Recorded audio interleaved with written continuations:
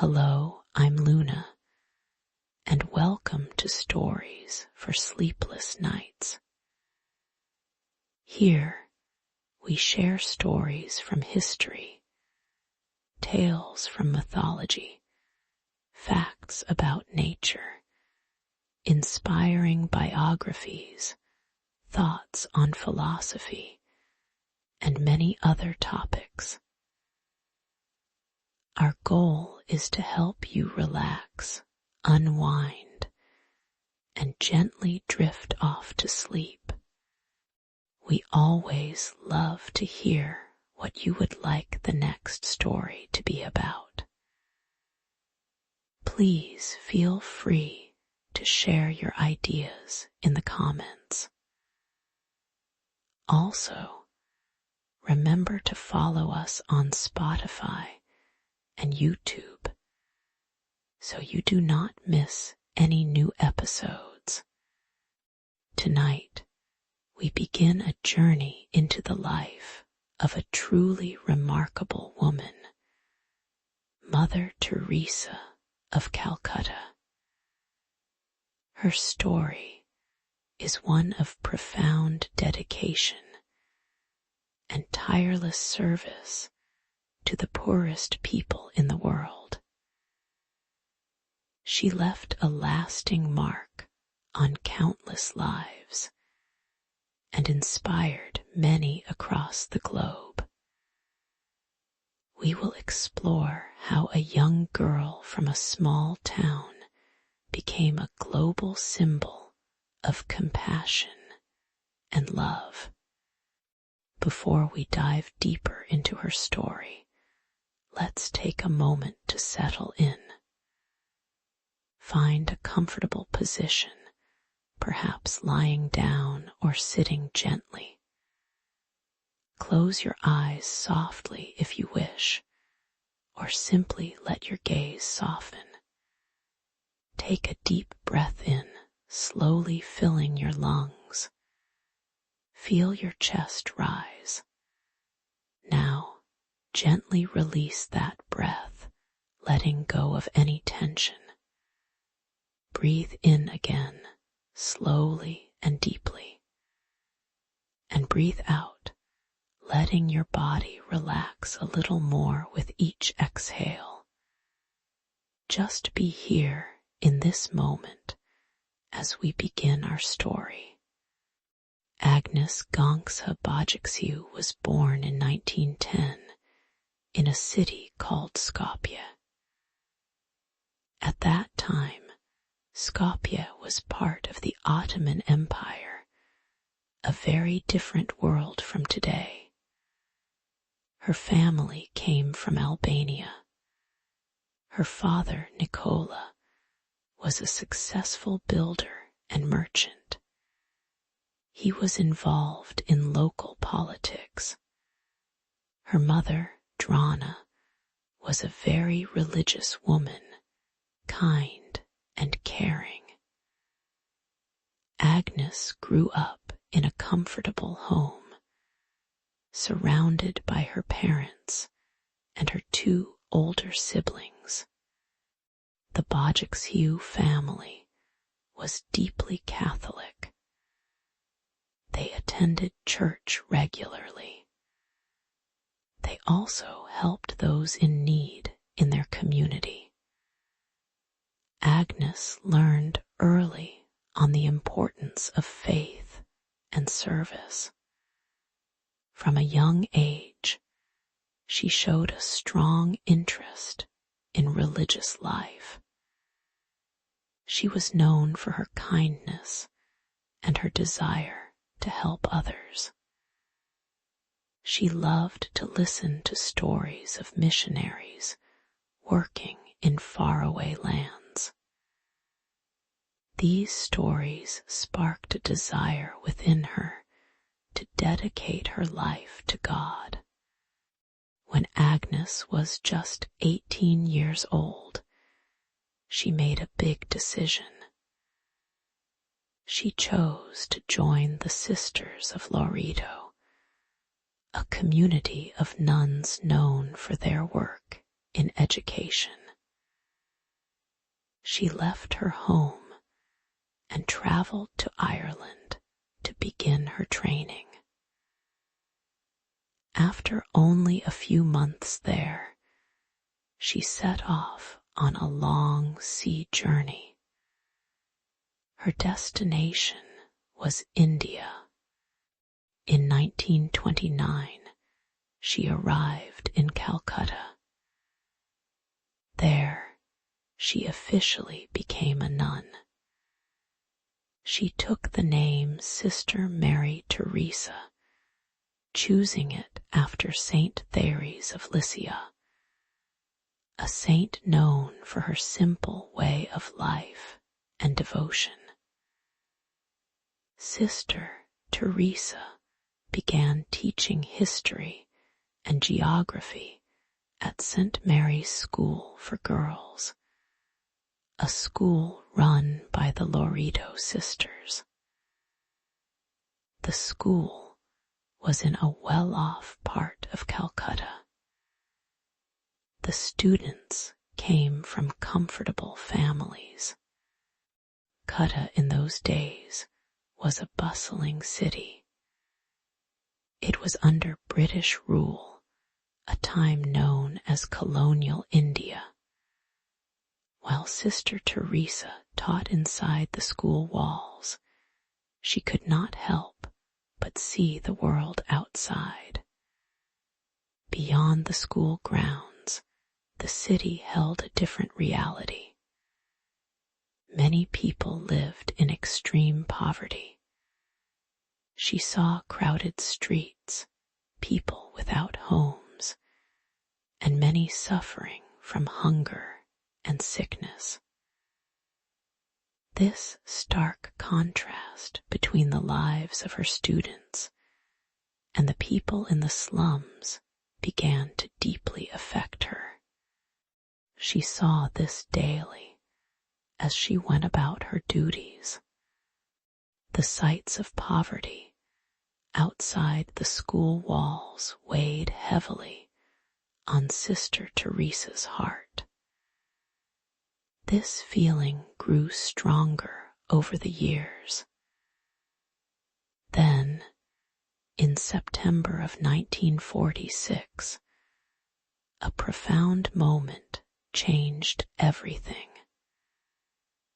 Sister Teresa was traveling by train to Darjeeling for a yearly retreat.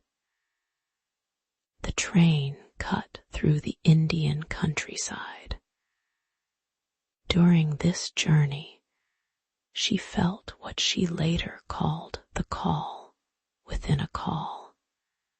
It was a clear message to her. She felt a divine instruction to leave the comfort of the Loreto convent. She was to go into the slums. She was to serve the poorest people directly. This was a challenging call. It meant giving up her teaching life and stepping into the unknown. Getting permission for this new mission was not easy. For nearly 2 years, Sister Teresa worked to convince church authorities. She had to explain her vision. She wanted to create a new religious order dedicated to the poor. Finally, in August 1948, the Vatican granted her permission. She could leave the Loreto sisters and start her new work. She began her mission alone. She had no money and no resources. Her first step was to trade her Loreto habit for a simple cotton sari. This sari was white with a blue border. She wore it every day. This blue-bordered sari soon became her recognizable symbol around the world. Sister Teresa moved into the slums of Calcutta. She found a small room to live in. Her days were spent among the very poor. She walked the dusty streets. She gathered children from the streets for informal lessons. She taught them basic hygiene and the alphabet. She also sought out the sick and the dying. She cleaned their wounds. She offered them comfort and compassion. Many of these people lay forgotten on the streets. She brought them food and water. She sat with them in their last moments. She offered them dignity. Slowly, other young women felt called to join her. They were inspired by her selfless work. In 1950, her efforts led to the official founding of the Missionaries of Charity. This new religious congregation was approved by the Archdiocese of Calcutta. The sisters of this order took 4 vows. These vows were poverty, chastity, and obedience. The 4th vow was a special one: wholehearted free service to the poorest of the poor. They promised to dedicate their lives completely to those most in need. With the Missionaries of Charity officially established, their work quickly expanded. More young women joined Mother Teresa. They were drawn by her deep commitment and simple acts of kindness. Soon, the small group of sisters needed more space and more ways to help. One of their first major undertakings was the creation of a special home. It was called Nirmal Hriday, which means pure heart. This home opened in 1952. It was a place for people who were dying on the streets. Mother Teresa and her sisters would find these individuals. They were often left alone, without anyone to care for them. The sisters would bring them to Nirmal Hriday. Here, they were given a clean bed. They received food and water. Most importantly, they were shown love and respect. Mother Teresa believed that no one should die feeling unwanted or unloved. She wanted to give these people dignity in their final moments. She ensured they felt cared for, even if only for a few hours or days. Mother Teresa also dedicated much of her work to helping those with leprosy. At that time, leprosy carried a great stigma. People with the disease were often cast out by their families and communities. They were forced to live apart. Many people feared catching the disease. Mother Teresa did not fear it. She reached out to these individuals. She saw their suffering and their loneliness. To help them, she established Shanti Nagar which means town of peace. This was not just a home, but a small community. It offered medical care, food, and shelter to those with leprosy. The sisters helped them with their wounds. They also taught them skills so they could work and support themselves. This helped to restore their dignity and independence. Mother Teresa's work showed the world that these individuals deserved love and care, not fear or rejection. As the years passed, the compassionate work of Mother Teresa and the Missionaries of Charity became known beyond Calcutta. Their simple actions of kindness began to spread. Soon, requests came from other parts of India. Then, they came from countries around the world. The sisters started to open new homes and centers. They carried their mission of wholehearted free service to the poorest of the poor far and wide.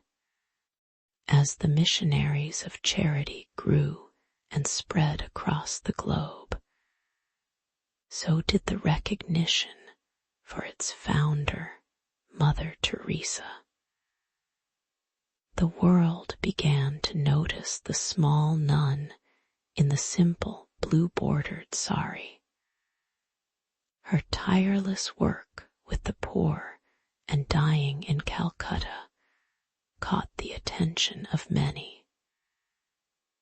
News stories, articles, and documentaries began to tell her powerful story.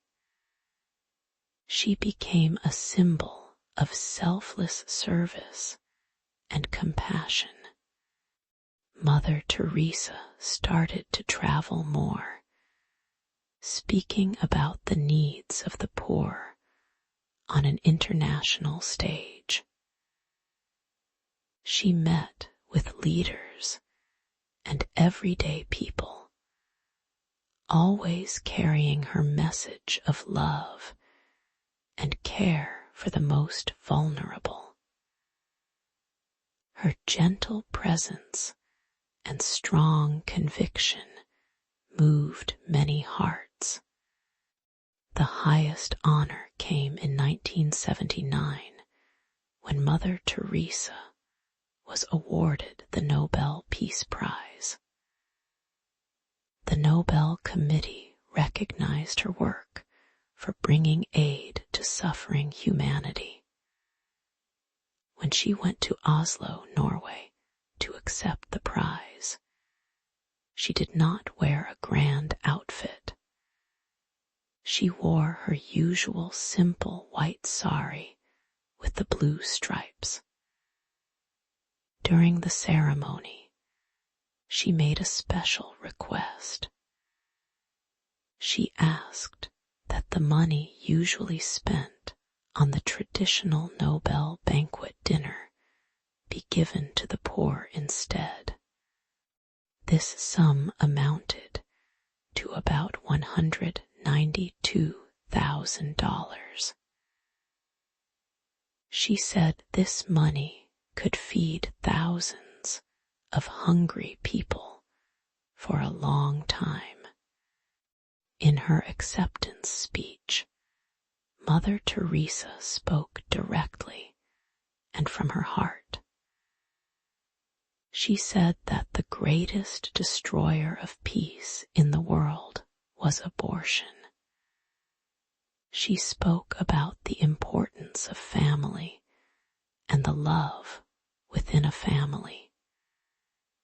She shared stories of the poor people she served, emphasizing that every person, no matter their condition, deserved dignity and love. Her words resonated with millions, reinforcing her image as a voice for the voiceless. Throughout her years of global fame, Mother Teresa interacted with many world leaders. Presidents, prime ministers, and even popes sought her counsel and visited her missions. She never shied away from stating her beliefs clearly, even when they were unpopular. She maintained a firm stance against abortion and contraception, believing that all life was sacred from conception to natural death. However, with such widespread fame and influence, some criticisms and controversies also arose. Some people questioned the conditions in certain hospices run by the Missionaries of Charity. Critics suggested that while the sisters provided comfort and dignity, the medical care might not always meet modern standards. They pointed to the simple approach to medicine, which sometimes focused more on spiritual comfort than aggressive medical treatment. Others found her views on suffering difficult to understand. Mother Teresa believed that there was a spiritual value in suffering, seeing it as a way to connect with the suffering of Christ.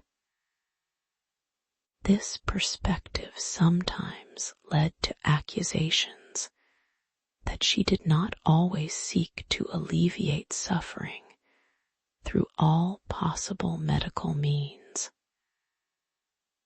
There were also questions about the management of the vast sums of money donated to her order.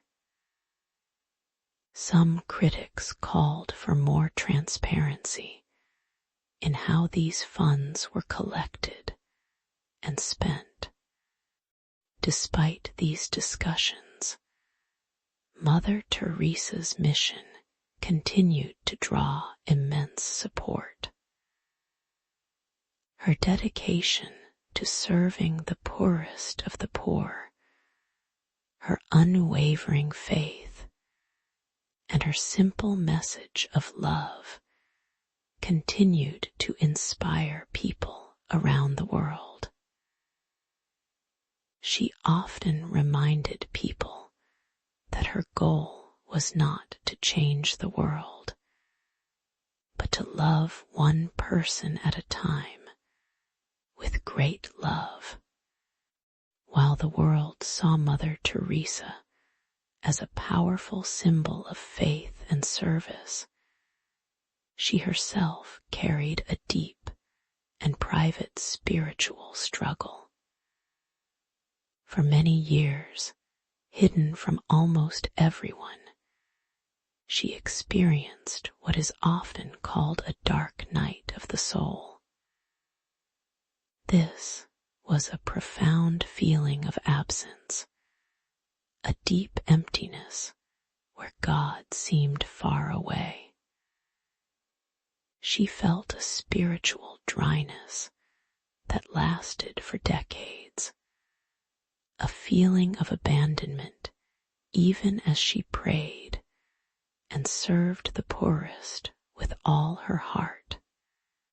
This inner struggle was a stark contrast to her outward appearance. To the world, she was a woman of unwavering faith, always full of devotion. Yet, in her private moments, she wrestled with doubts a sense of spiritual isolation. This hidden aspect of her life was only fully revealed after her death. Her personal letters and writings were published, and they showed this profound and touching human experience. These letters made it clear that despite her public image, Mother Teresa walked a path of deep spiritual suffering, feeling cut off from the very God she served so tirelessly. Mother Teresa passed away on September 5, 1997, at the age of 87. Her death brought sadness to millions around the world who admired her work. Her passing also sparked a worldwide reflection on her life and her message. The Catholic Church soon began the process to recognize her extraordinary holiness. In 2003, she was beatified, a step towards sainthood, and given the title Blessed Teresa of Calcutta. Then, in 2016, she was officially canonized and declared a saint, becoming Saint Teresa of Calcutta. Her enduring legacy lives on through the Missionaries of Charity. The order continues its work in many countries across the globe, following the simple path she laid out. They still care for the sick, the dying, the orphaned, and the destitute, carrying forward her mission of love and service. Mother Teresa's life showed the world that even in deep spiritual darkness, one can continue to serve with an open heart. Her simple yet powerful message, love until it hurts, continues to inspire countless people to give of themselves completely, finding joy and purpose in caring for others, especially those in most need. Now, let's take a moment for a final, gentle relaxation. Allow your body to become very still. Feel the weight of your body settling down into the surface beneath you. Start by noticing your toes. Feel them resting, heavy and soft. Let any tension there simply melt away. Slowly move your awareness up to your feet. Feel the soles of your feet, the tops of your feet, and your ankles. Imagine them becoming warm and relaxed. Let this feeling of release gently move up into your calves and your shins. Feel the muscles softening, growing heavier. Continue this journey up to your knees. Let them become loose and free. Then move to your thighs, feeling the large muscles relaxing deeply. Allow your hips to sink down, releasing any tightness in your lower back. Bring your attention to your stomach and your chest. Feel the gentle rise and fall with each breath. Let your shoulders drop away from your ears, becoming soft and heavy. Feel this relaxation flow down your arms to your elbows, your forearms, and your hands. Your hands might feel warm and tingly as they rest. Finally, bring your awareness to your neck, letting go of any strain. And then to your head and your face. Relax your jaw, your forehead, and the muscles around your eyes. Feel your whole body now, completely still and at peace, heavy and ready for rest. We hope you enjoyed this episode of Stories for Sleepless Nights. It is our hope that this story helped you find a moment of peace and allowed your mind to drift away from the day's thoughts, bringing you closer to a good night's sleep. You can find Stories for Sleepless Nights on Spotify and YouTube. If you have a particular topic or a person whose story you would like to hear, please feel free to share your ideas in the comments section.